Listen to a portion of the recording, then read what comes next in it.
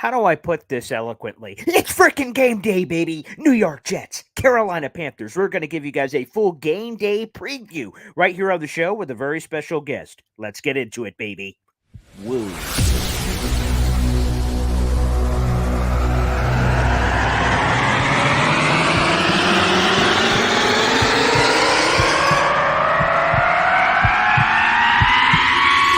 Zoinks! It is unequivocally the Super Bowl for New York Jet fans. Field Yates, baby. Field Gosh darn Yates. Let's bring him on the show. Come on, people. Connor Rogers is joining the show. What's up, Connor? But Trevor Gosh darn Sycamore, baby, for me, personally, my favorite New York Jet of all time. Wow, it's great to be on. What an intro that was right there. Paul, nobody does an intro like you, man. Paul, you give the best intro of literally any podcast that I've ever been. I'm gonna lose my gosh darn bananas.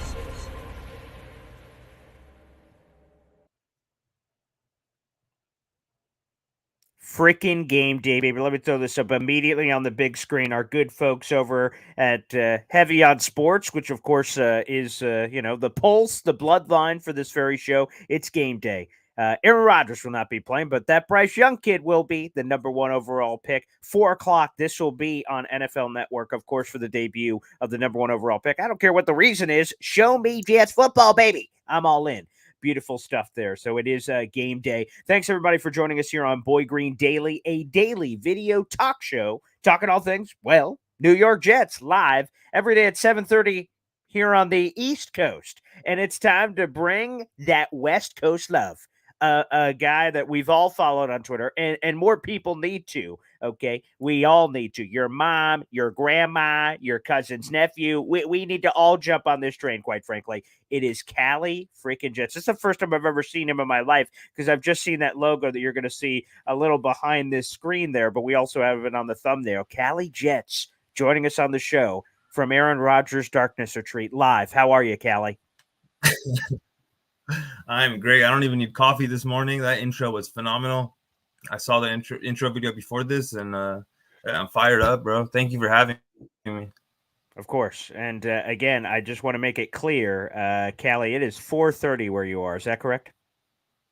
Yep, 4:30, and actually still awake. So I stayed up to be on the Boy Green Daily Show, and I'm happy to be here. Okay, well, how's this? By the way, how's this game day going to work for you? So, from what I understand, I think we were talking a little bit before the show started. I believe you work overnight. So, we got a 4 o'clock kickoff for this game day Jets Panthers. How is the rest of your day looking like, pal? This is actually my only day off in between like 3. So I work the last 3 nights, and then since I'm a nurse, so days off, then 3 nights after this. So today I spend my day watching the Jets, and then back to work tomorrow. So, yeah, well, you're a trooper. God bless you, and thank you for everything you do for our planet, man. That is amazing. We need more Cali Jets in the universe. So let's dive right into it, man, with this Boy Green Daily program here. And it is a game day. It is New York Jets. It's Carolina Panthers. Interesting. We'll start off with this. I don't know if you've seen it or other Jet fans have been. I normally like to pay attention to the other team's media. I kind of like when we get other things involved because we can learn something from them. For instance, Frank Reich told the local media that they are looking at this game a little bit differently than other preseason games. They will be playing the majority of their starters from what we understand, according to Frank Reich. So the Jets should get a great look, even though they won't be playing their full starters. So we're going to get, quite frankly, a lot of mustard on this sandwich, Cali Jets. How much are you looking forward to this game? Our second game, but really the first true preseason game because the last week is considered somewhat of an extra.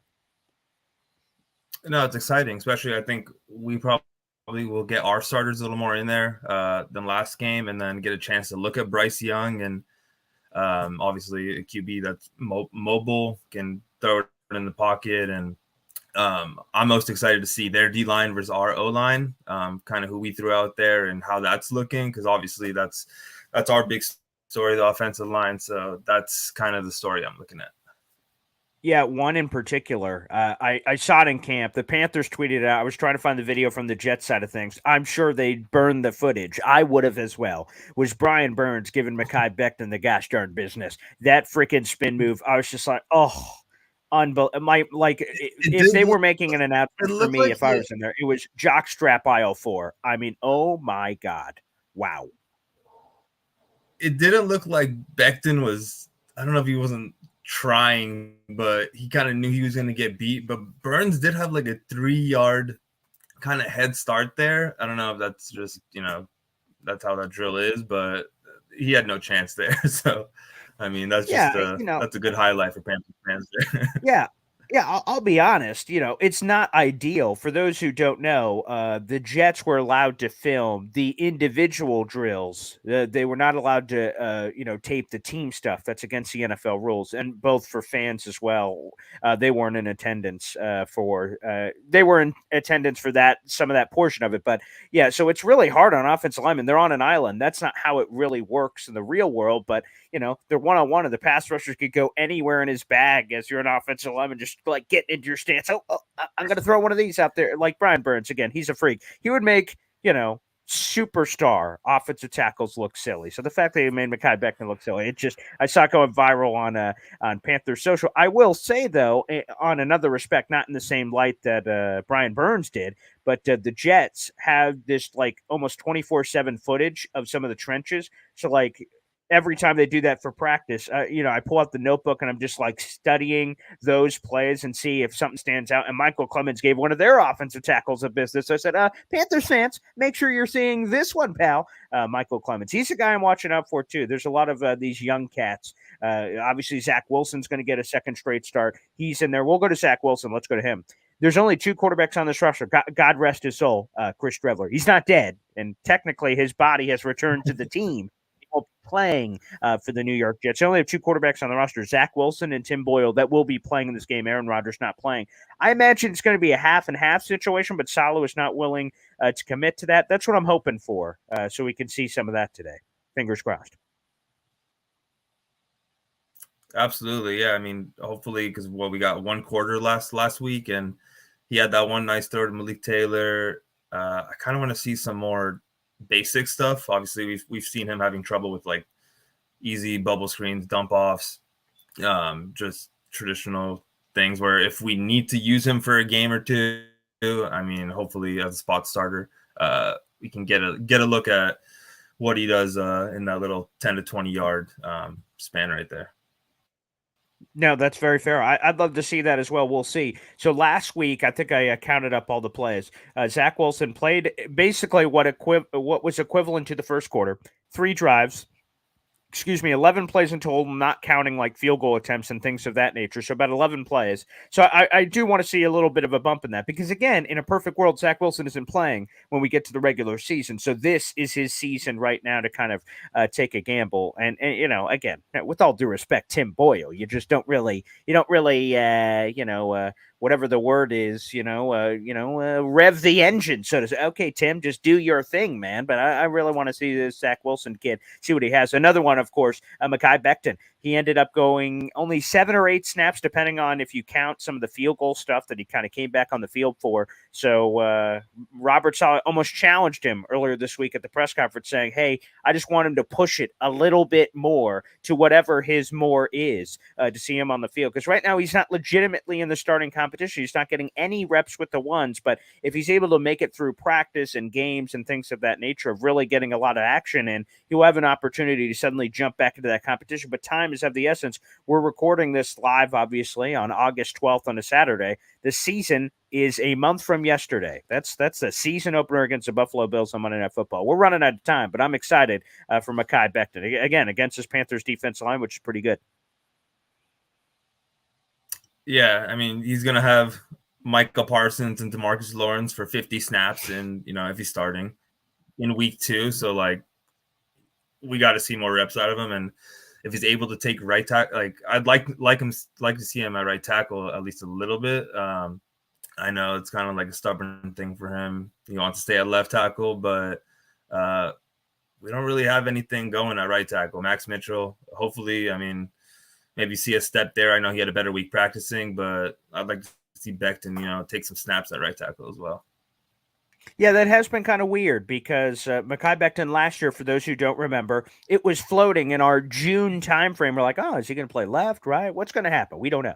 And the coach staff said, I don't know. We'll see what happens. And then we get to the seat. And then when we get to the training camp, Robert immediately is like, yep, he's going to right tackle. George Fanta left. Thanks, everybody. God bless. And they were like, whoa, okay. Makai is practicing at right tackle. When he got injured, he was practicing at right tackle. This year, okay, he's exclusively, so far as we've heard from the reps, has only played left tackle, and as a backup, again, he has not gotten any run with the one. So that's interesting, especially since during the offseason, he's like, F this, I'm only a left tackle, suckers, so put me there or nowhere. And then more recently, walked back all those comments in the presser saying, left, right, whatever, just get me on the field. And then they've just kept him at left tackle. So it's interesting that they've acquiesced to those demands, so to speak. And but it hurts him more because obviously he would be very much in that competition at right tackle with Max and Billy if he was actually playing at right tackle. I would imagine, because I'm going to be honest, Billy Turner has been a bit of a turnstile, pair of a saloon doors, one of those people at the airport that's like, yeah, right this way. Yeah, you want to sack the quarterback? Yeah,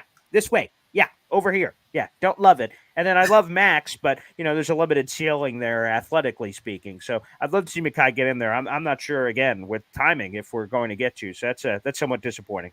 Yeah. Yeah, I mean the O-line, it's just like Douglas had months, like he had to have seen like this coming at least a little bit, like having a 40-year-old left tackle and then Becton not playing in like 700 days. Like maybe he does have a plan and maybe he's right and we're all wrong, and the O-line doesn't have trouble with Rodgers at the helm, and maybe it'll be okay. But yeah, I'm definitely worried. Definitely.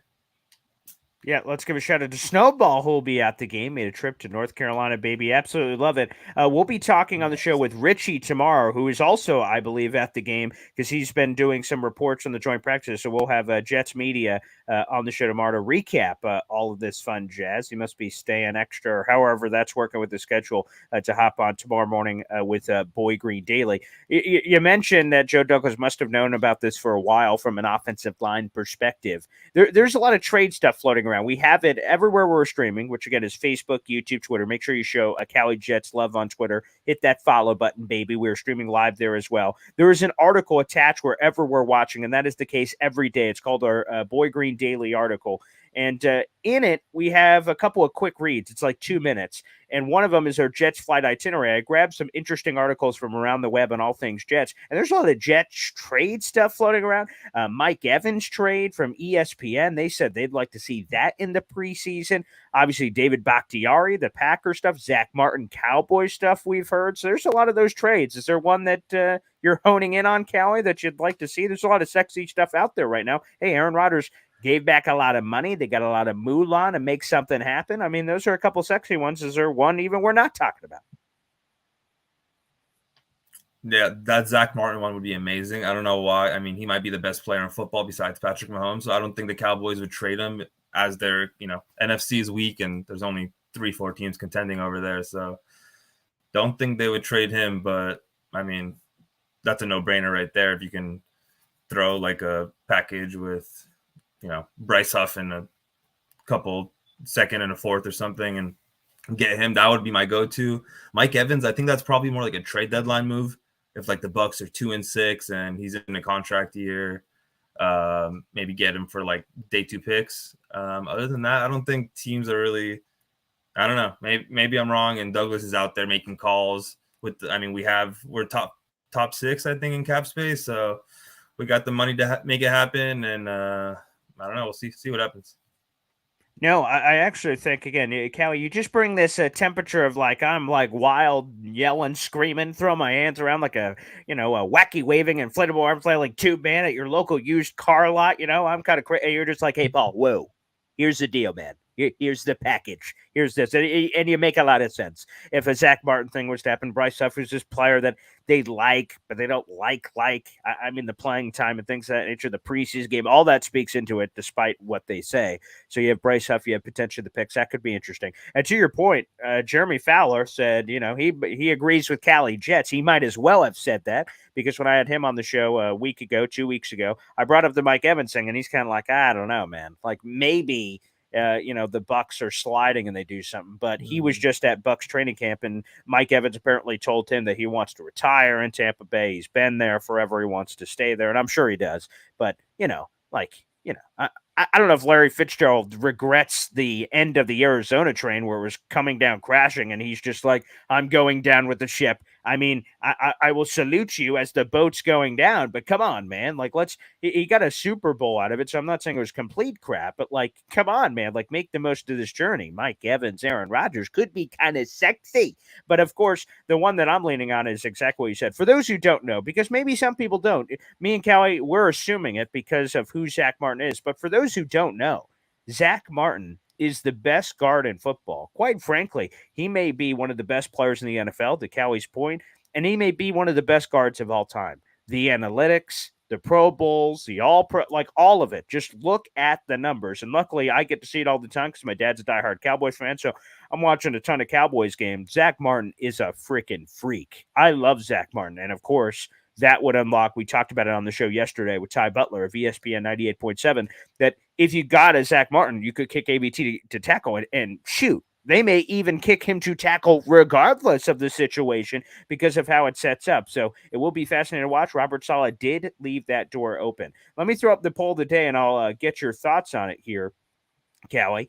And it is this. It's an interesting question, and one I'm sure we'll even explore in a bit more detail coming up here shortly. Let me throw that up on the screen. You guys can also vote in this poll. It is linked wherever you are watching, and it is, quite frankly, this as we get it up here on the screen. Which Jets wide receiver is more likely to make the 53-man roster right now, this current moment? This is pregame, obviously. This is before the Jets-Panthers preseason game. Malik Taylor or Jason Brownlee? Now, some people may have said, well, that's a dumb question. Of course it's Jason Brownlee, but we have nearly 2,000 votes. 56% of the people believe it's Malik Taylor. 43% Jason Brownlee, which I'm going to be honest, sometimes you make a poll and you kind of have a thought where you think it's going. That's not where I thought. I'll also give a shout out to a couple of these quote tweets like Raj, who's a great follow as well. He said better odds at neither do and someone on another roster now that does, which could also make sense because Callie, we're kind of passing the sticks, puff, pass sometimes on wide receivers. We had Calvin Jackson last year that we lost our crap about, David Clowney before. So this could be one of those trains where we're high on receivers and then they kind of fall off. But where do you stand in all this? Yeah, hopefully at least one of the guys makes the team. I'm hoping it's Brownlee. They were kind of force feeding him in the game last week, it seemed like. So, and then he obviously had those big training camp catches. So hope it's Brownlee. Taylor, interesting one with the long catch last week and hasn't really done anything in the regular season, and he's going to be 28 this year. So the upside's not really there with Brownlee. It's we don't have any like long-term receivers besides Garrett Wilson, Mecole Hardman, 1-year deal, Lazard, 4-year deal, technically like a 2 with an out. So I'd like to see Brownlee to see if we can get another, wide receiver 2-3. So that's my hope, but I would say it's probably leaning Taylor, and the poll probably is correct on, the sway of 56 to 43. Yeah, Malik is 27. To your point, he will turn 28. Basically, it will be in the same month as Aaron Rodgers. They're December babies, so he will turn 28 at that point. He's done absolutely nothing from a career perspective. 7 catches, 80 yards, and a touchdown, 9 rushing yards, and 200 and change returning yards. So he hasn't really done anything at the NFL level. A fascinating player, formerly of Ferris State. But I guess the thing that I've been trying to reach out to people about, because I don't really, I knew Malik Taylor was a former Packer when he came over because I added it to the list up, another Green Bay guy. When I reached out to like Jets beat people and team people, they said one of the things that stood out apparently about Malik, both in public and non-public practices, is he has a nasty knack for the deep ball. So even though he's gotten whatever it is, 3 years apparently of work with Aaron Rodgers, maybe at a minimal level, I don't know how they rotated the receivers in terms of their chemistry. So he had 3 years technically of being his teammate. Apparently they got a little something on these deep go-go balls. So that is a fun element, a vertical element to this passing attack. But I think you make a great point, though. With Jason Brownlee, this guy who should have been drafted, he's on a UDFA contract. So you have team control for a while, which is dirt cheap. That's how the Jets got Bryce Huff and some of these other guys for multiple years. Man, I could definitely see him being now. Maybe wide receiver 2 is too aggressive, but man, with Corey Davis and some of these guys, how the movement will work, you could have a long term wide receiver 3, long term maybe wide receiver 2 if you go Brownlee. If you're thinking long term, because obviously it could still give you a little bit of a pop now. That's a fascinating nugget from you, Callie. Do you think they keep a 6 wide receiver though? See, this is what I keep going back and forth on. I just keep going back and forth on this because you're right. You go fullback, potential 4 tight ends. You start playing the game. You're like, where is this coming from? So we're doing all this hubbub of this or that, and then maybe it's neither. To Raj's point, because there's a 5 lock in my mind. There's Cobb, Lazard, Corey Davis, Mecole Hardman, and Garrett Wilson. Obviously, in no particular order, and they could just rock the 5, and then maybe Brownlee elevation or something of that nature, because I think sometimes and I don't know if that's the case here. We won't know, I guess, until we get to final roster cut downs, but sometimes we overrate our guys. Like I remember last year, we can't put Chris Streveler on the practice squad. He would get stolen immediately. And of course, no one took Chris Streveler. No offense to Chris Streveler, but come on. He had been hanging out there forever and no one took him. So sometimes we as Jets people like overhype our guys ultimately. But that's a great question. Right now, I'm leaning that they keep 6. But then the next question, Cal, you're like, okay, Boy Green, you handsome bastard. Then where is the math, pal? But I didn't go to school for math, so I don't know, Callie. I'm supposed to answer that gosh darn question. That's for people who have a higher pay grade than me, I suppose. But it is difficult with, again, full roster construction is so fascinating. And again, in this new NFL rule this year, they've gone herky-jerky back and forth on this. We're going to have a ritual bloodletting. I believe that's Tuesday, August 29th off the top of my head, is from 90 to 53. Good Lord have mercy. I mean, just thousands of players losing their jobs. It's the Black Monday of players, so Black Tuesday, I guess, and that one's going to be tough. But right now, I'm leaning towards 6, but I can't explain how that we get to 6. It's tough because they want 3 QBs. It seems like probably 4 running backs or 3 running backs and a fullback. Sure. Mm-hmm. Mm-hmm. Or you can't with Zach Kuntz. I mean, you're probably not going to practice squad him. I'm guessing he's going to get stolen for sure. Mm-hmm. And then the O line obviously is a problem. So going to keep double digit guys there. So it's like, yeah, it's going to be tough. And you can't practice squad Brownlee. I'm guessing that's a guy that probably gets stolen as well. So I don't know. It's tough. So I'd like to keep 6 as well, but we'll see what happens.